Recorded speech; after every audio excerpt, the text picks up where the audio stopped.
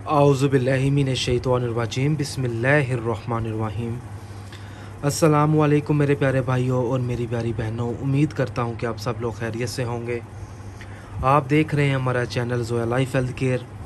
तो आज मैं इस वीडियो में अपनी प्यारी बहनों को और अपने प्यारे भाइयों को, किसी को रिश्ते के लिए मनाने का एक ख़ास अमल है।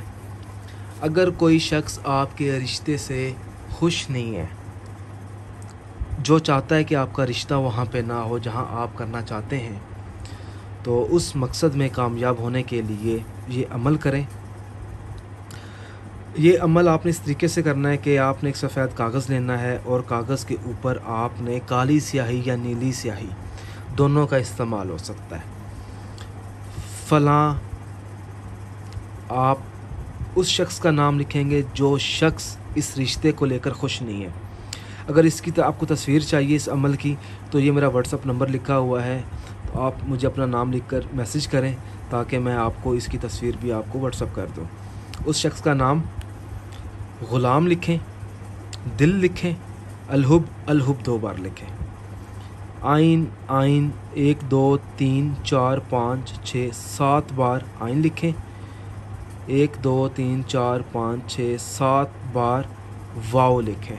एक बार ये अमल करना है। किसी भी वक्त, शाम का टाइम भी हो सकता है, रात का भी वक्त हो सकता है।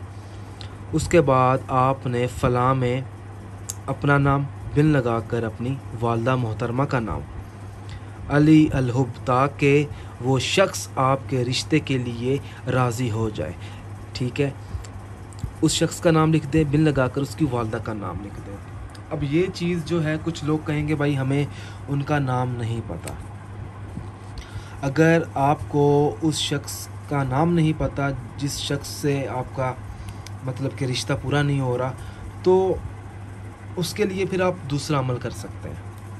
मगर पहली बात तो ये है कि भाई अगर कोई शख्स आपके रिश्ते को लेकर खुश नहीं है, तो आपको पता होना चाहिए कि कौन बंदा है जो खुश नहीं है। उसके बाद आपने आखिर में एक कांटा लेना है सेब का। इस कांटे के ऊपर आपने 21 मरतबा सूरत इखलास का विर्द करना है, मुकम्मल सूरत पढ़नी है इसके ऊपर, और 7 बार अल्लाह पाक का इसमें मुबारक है या वदूद हो।